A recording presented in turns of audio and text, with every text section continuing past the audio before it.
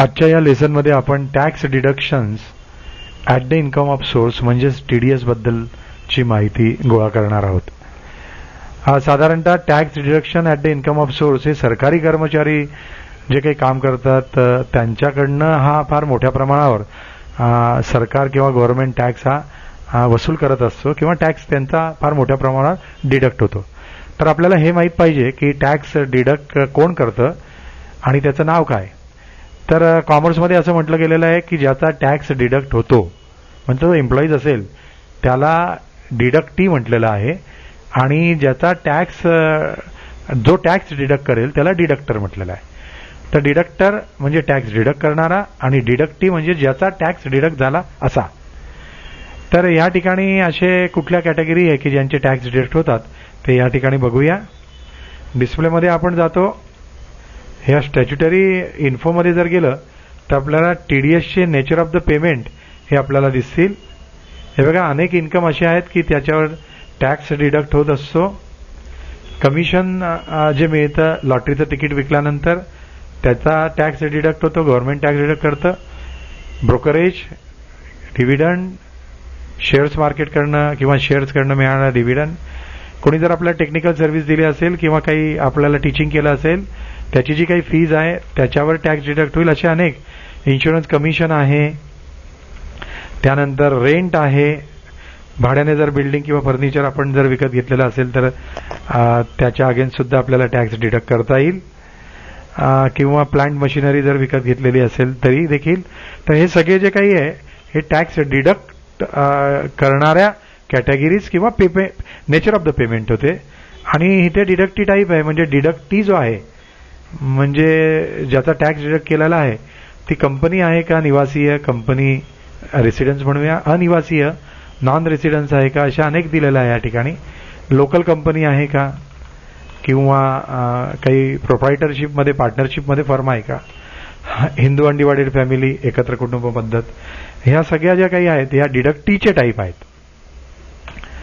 तर हे आपल्याला आपोआप मिळालेलं असं नाही आहे. तुम्ही ज्यावेळेला TDSच्या एंट्री कराल त्यावेळेला आपल्याला या फ्युचरमध्ये जाऊन टॅक्सेशनवर जाऊन आपल्याला हे जे काही TDS आहे या ठिकाणी स्विच तो या ठिकाणी यस करावा लागेल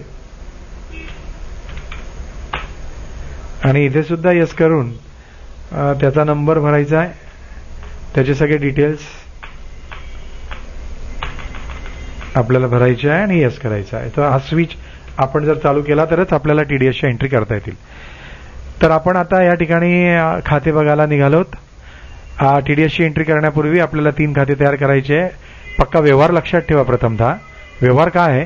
व्यवहार असा आहे की आपल्याला विजय कॉम्प्युटर प्रायव्हेट लिमिटेड किंवा विजय कॉम्प्युटर फर्मने आपल्या श्री गणेशजी या कंपनीला कंपनीच्या 50 एम्प्लॉईजला 100 एम्प्लॉईजला वर्षभर कॉम्प्युटरचं टीचिंग केलेलं आहे, ट्रेनिंग दिलेलं आहे आणि त्याची ती फी आकारताय. त्याचं बिल 50,000 रुपये.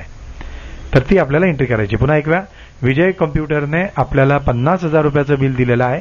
का तर आपल्याकडचे काही एम्प्लॉईजला त्यांनी वर्षभर विविध प्रकारचे सॉफ्टवेअरचं ट्रेनिंग दिलेलं आहे. तो 50,000 रुपयाचं बिल देऊन जाईल. आपला अकाउंटंट त्या बिलाची एंट्री कशी करतो? एंट्री करण्यापूर्वी तो पहिल्यांदा खाते तयार करेल. खाते कुठले तयार करणार? बघा प्लॅटफॉर्म. पहिला एक विजय कॉम्प्युटर, कारण त्याने आपल्याला ट्रेनिंग दिलेलं आहे. लायबिलिटीज आहे ही. सन्ड्री क्रेडिटर म्हटलं तरी चालेल किंवा करंट लायबिलिटीज म्हटलं तरी चालेल. ग्रुप ध्यानात घ्या पद्धतशीर.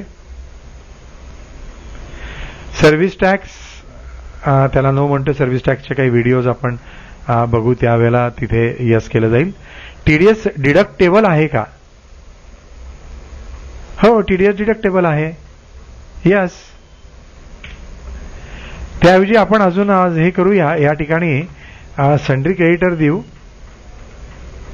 मला हा स्विच हवा होता की तो सर्व्हिस प्रोव्हायडर आहे का रिसिव्हर आहे. तर तो सर्व्हिस प्रोव्हायडर आणि रिसिव्हर नाहीच आहे, कारण आपण सर्व्हिसची एंट्री करत नाही, टॅक्सची एंट्री करतोय.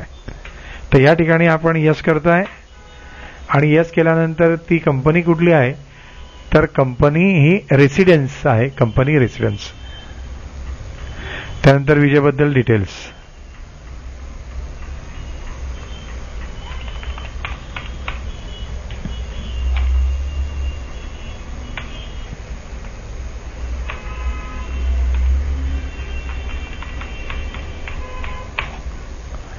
त्यानंतर दुसरं खातं येईल TDS ऑन ट्रेनिंग.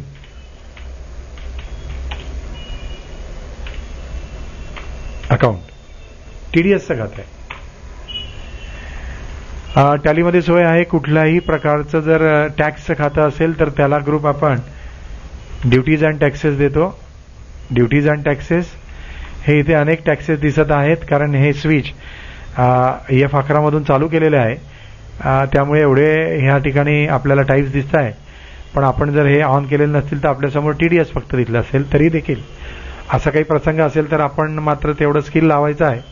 या ठिकाणी ड्युटीज अँड टॅक्सेस TDS आहे. नेचर ऑफ द पेमेंट काय मगाशी सांगितल्याप्रमाणे professional and technical services.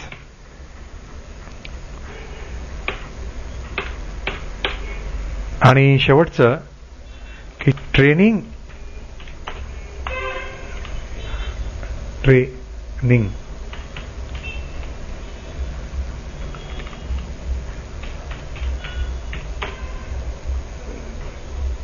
Expenses account. अर्थात इनडायरेक्ट एक्सपेन्स TDS ला ऍप्लिकेबल आहे का या ठिकाणी थोडंसं आपण लक्ष केंद्रित करायचं आहे. कारण आपण जर इथे नो म्हटलं तर आजचा हा लेसनच आपला यशस्वी होणार नाही. यस म्हणायचं या ठिकाणी आणि इथली कॅटेगरी निवडायची आहे. Fees for professional and technical आपण निवडली, मगाशी पण आपण निवडली होती आणि अशा पद्धतीने हे खाते तयार झालेत. चला आपण जाऊया त्या बिलाच्या एंट्री करायला. महेश कॉम्प्युटरने आपल्याला बिल दिलेलं आहे 50,000 रुपयाचं आणि त्या बिलाची एंट्री आपण विजय कॉम्प्युटरने आपल्याला बिल दिलेलं आहे 50,000 रुपयाचं आणि ते आपला अकाउंटंट कशी एंट्री करताय. एंटर. व्हाउचरचा प्रकार हा कॉन्ट्रा नाही, पेमेंट नाही, रिसिप्ट नाही. व्हाउचरचा प्रकार हा जर्नल असेल. जर्नलमध्ये आपण ही टॅक्स डिडक्शनची एंट्री करतोय आणि टॅक्सची आणि ह्या बिलाची एंट्री करतोय. थोडक्यात TDS आहे म्हणून आपण जर्नल निवडला असं नसून जर्नल हा कुठलाही एक बिलाच्या एंट्रीला ज्या ठिकाणी कॅशची देवाणघेवाण होत नाही त्या ठिकाणी याचा वापर केला जातो. डेबिटला काय लिहिणार. विजय नाही. डेबिटला आपण लिहिणार आहे ट्रेनिंग. का. कारण ट्रेनिंग हा खर्च आहे आणि कुठलाही खर्च आपल्याला शिकवला गेलेला आहे अनेक व्हिडिओजमध्ये की कुठलाही खर्च हा आपण डेबिट साईडला लिहित असतो. Fees for technical or professional or technical services आणि या ठिकाणी येईल विजय कॉम्प्युटर. बघा हा फारच महत्वाचा क्षण येतोय आपल्या समोर. हा स्क्रीन बघा. या ठिकाणी TDS डिटेल्स आहे. हे पहिल्यांदा आपल्या समोर आहे आणि या लेक्चरसाठीच आपण हा लेसन किंवा व्हिडिओ शूट करत आहोत. इथे न्यू रेफरन्सला एंटर करणार आपण. हे जे काही जर्नल 4.1 आलेलं आहे तर हे 4 आपोआप येतं. या ठिकाणी आपल्याला काही चेंज करायचं नाही. नेचर ऑफ द पेमेंटला nature of the payment technical services. हे बघा आपण या ठिकाणी एंटर केल्यानंतर सगळा लेखाजोखा आला. बघा किती इंटरेस्टिंग आहे. किती छान टॅलीने आपल्याला सोय केलेली आहे की जे काही 50,000 रुपयाचं बिल त्या पार्टीने आपल्याला दिलं होतं त्याची एंट्री करत असताना आपल्या कॉम्प्युटर ऑपरेटरला हा असा काही अनुभव आला की 50,000 रुपये इथे लिहिले पण 20% त्याचा टॅक्स कट झालेला आहे. त्या 50,000वर 20% किती झाले तर 10,000 रुपये आणि इथे TDS अमाऊंट जी आहे ती 10,000 रुपये. म्हणजे टॅक्स जो आहे तो 10,000 रुपये आहे. प्रिन्सिपल अमाऊंट त्याचं बिल किती होतं त्याने ट्रेनिंगचं किती पैसे लावले होते ते 50,000 रुपये. पण त्याला आपल्याला 50,000 रुपये द्यायचे आहे का. त्याने जरी आपल्याला बिल दिलेलं असेल तरी नाही. कारण आपण त्याचा टॅक्स डिडक्ट करून त्याला बिल पे करणार आहे. मग त्याला बिल किती द्यायचं आहे तर त्याला बिल 40,000चं द्यायचं आहे. 50,000 वजा 10,000. इथे लक्षात घेण्याचा प्रयत्न करा. इथे यस म्हटलेलं आहे काय तर इथे डिडक्ट नोला यस म्हटलेलं आहे. तर डिडक्ट नोला यस हे डिफॉल्ट आलेला आहे, आपोआप आलेला आहे आणि त्यामुळे तो टॅक्स डिडक्ट झालेला आहे आपोआप. जर आपण इथे नो म्हटलं तर या ठिकाणी 50,000च्या बिलाची एंट्री होईल आणि टॅक्स डिडक्ट करण्याची आपल्याला सेपरेट एंट्री करावी लागेल. ती पण एंट्री आपण बघूया, पण आता डिफॉल्टच बघूया. यस, हे बघा इथे 40 आलेत आणि इथे पुन्हा एक वेळ आपल्याला तो क्रेडिट विचारतोय की ते क्रेडिटला कुठलं खातं टाकायचं. काय वाटतं आपल्याला क्रेडिटला कुठलं खातं येईल? बघा जोपर्यंत क्रेडिट 50 होत नाही, कारण डेबिट 50 आहे, तोपर्यंत तो बाहेर घेऊन येणार नाही आपल्याला. आपल्याला ही कल्पना आहे का अकाउंटिंगचा प्रिन्सिपल आहे. तर इथे आपण जे खातं टाकणार आहे तर ते खात्याला आपल्याला टॅलीने फार सुवर्ण संधी दिलेली आहे. फक्त तुम्ही एंटर करा. हो, आलं ते खातं. म्हणजे इतकं पद्धतशीर आणि इतकं सोप्या आणि सहज सरळ जर कुठलं टॅक्सेसच्या संदर्भात एंट्री जर होत असेल तर त्याला पूर्ण क्रेडिट जातं टॅलीला. TDS on coaching, enter. हे बघा 10,000 आले, एंटर केलं आणि आपण नॅरेशन लिहिलेलं आहे. ही एंट्री केल्यानंतर ताबडतोब आपण रिपोर्टवर जाऊया. Display, statutory report, TDS report, computation. हे बघा काय दिसतं इथे. डिडक्टेड म्हणजे 10,000 रुपये आपण आत्ता इतक्यात डिडक्ट केले, त्याला यस म्हटलं ना, ते 10,000 रुपये. त्यानंतर बॅलन्स पेएबलला 10,000 दाखवतोय. तर सर हे बॅलन्स पेएबल कुठले? आपण तर डिडक्ट केले ना. बॅलन्स पेएबल म्हणजे गव्हर्नमेंटला पेमेंट करणं बाकी आहे. आपण त्याचे 10,000 रुपये डिडक्ट केलेले आहे, पण ते आपण कुठे भरले अजून? तर ते गव्हर्नमेंटला बॅलन्स आहे आणि ज्या वेळेला तुम्ही गव्हर्नमेंटला पेड कराल त्यावेळेला इथे 0 येईल आणि इथे पेडच्या समोर ही जी अमाऊंट आहे 10,000 रुपये, ही जी 10,000 अमाऊंट आहे ही या पेडच्या समोर इथे येईल. आणि प्रिन्सिपल अमाऊंट आणि त्याचा टॅक्स मागे वळूया. त्या एंट्रीकडे मी पुन्हा एक वेळ आपल्याला घेऊन जातो हे सांगण्यासाठी. पेज अपने ती एंट्री आली, अल्टर डीने आपण ती डिलीट करतो आहे. पुन्हा एक वेळ आपण पेमेंट करतो आहे, एंट्री करतो आहे. प्रोफेशनल फीस किती? Training fees, very sorry, training expenses किती? 50,000. क्रेडिट कोणाला? विजय कॉम्प्युटर्स. आणि पुन्हा ती एक वेळ आपल्या समोर. या इथे मी नो म्हणतोय, तिथे यस होतं पूर्वी. हे बघा इकडे काय होईल मग. चान्सेस मिळाला नाही ते बघायचा. डायरेक्ट तो बाहेर घेऊन आला आणि त्याने असं सांगितलं की credit amount is equal to debit amount. झालं, संपलं. पण ते रेकॉर्ड झालेलं आहे. आता इथे बघा,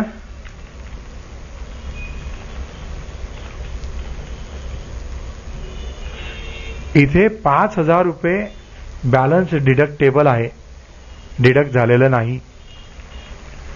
इथे बॅलन्स पेएबल पण काही नाही आणि पेड पण काही नाही. बॅलन्स डिडक्टेबल याचा अर्थ तुमची डिडक्टची एंट्री राहिलेली आहे.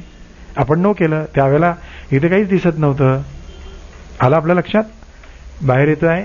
मग ते म्हणाल सर हे आमच्याकडनं तिथे नो केलं गेलं, मग आता आम्ही डिडक्शनची एंट्री कशी करणार? त्याच्यासाठी सुद्धा सुवर्ण संधी चालवून येते आहे टॅलीच्या अंतर्गत. हे बघा इथे काय दिलेलं आहे, TDS डिडक्शन. क्लिक करा. इथे डेट आली, पार्टीचं नाव विजय कॉम्प्युटर. बघा किती उत्कृष्ट आहे. Fees for professional technical service. म्हणजे तिथे जरी तुम्ही नो म्हटलं तरी पुढे तुम्हाला एवढं त्रासदायक नाही. पण केव्हा ते त्रासदायक होणार नाही? ज्या वेळेला तुम्ही व्हाउचरचा प्रकार कुठला निवडणार? जर्नल. तुम्ही जर इतर व्हाउचरचा प्रकार निवडायला गेले तर मात्र कठीण होऊन बसेल. फीजवर मी एंटर करतोय. वाह किती छान. हे बघा सर्व आलेलं आहे या ठिकाणी. सर्व इथे 10,000 रुपये आपल्याला सांगण्याची सुद्धा गरज नाही 10,000 रुपये आहे म्हणून किंवा काय. तरी 10,000 रुपये इथे टॅक्स डिडक्शनची एंट्री झालेली आहे ती आपाप. आणि आपण इथे यस केलं. पुन्हा एक वेळ बाहेर येतो आहे. Display, statutory report, TDS, computation. हे बघा ते 10,000 डिडक्टेड. आपण यस. आणि आपल्याला बॅलन्स किती द्यायचा आहे? 10,000 रुपये. कोणाला? गव्हर्नमेंटला. तर हा रिपोर्ट बघितला आपल्याला. पुन्हा एक वेळ रिपोर्ट दाखवत आहे. घाई होत नाही ना. बघा 50,000 रुपये प्रिन्सिपल अमाऊंट, 10,000 रुपये टॅक्स, बॅलन्स अजून डिडक्ट केलेलं आहे, कारण इथे डिडक्टेड भूतकाळ झालेला आहे. बॅलन्स तुम्हाला किती द्यायचं आहे? 10,000 रुपये द्यायचे आहे. तुम्ही पेड केलेलं आहे का? नाही. समजलं? बाहेर. मग आता आपल्याकडे अजून 2 एंट्री येतील शेवटच्या. एकतर आपण त्या रिपोर्टसाठी एक एंट्री करूया की आपण जे काही 10,000 रुपये डिडक्ट केलेले आहे ते आपले नाहीये ना. पार्टीचे आपण 10,000 रुपये डिडक्ट केले, ते आपल्या खिशात कसे जातील? ते आपल्याला गव्हर्नमेंटला द्यायचे. मग त्याची एंट्री कशामध्ये करणार? जर्नलमध्ये? अर्थात नाही. आपण पेमेंट करतो आहे, पेमेंट गव्हर्नमेंटला पेमेंट करणार म्हणून गव्हर्नमेंटचं खातं घेणार का इथे? निश्चितच नाही. टीडीएसला डेबिट जाईल. टीडीएस ऑन ट्रेनिंग बघा, अगेन्स्ट रेफरन्स.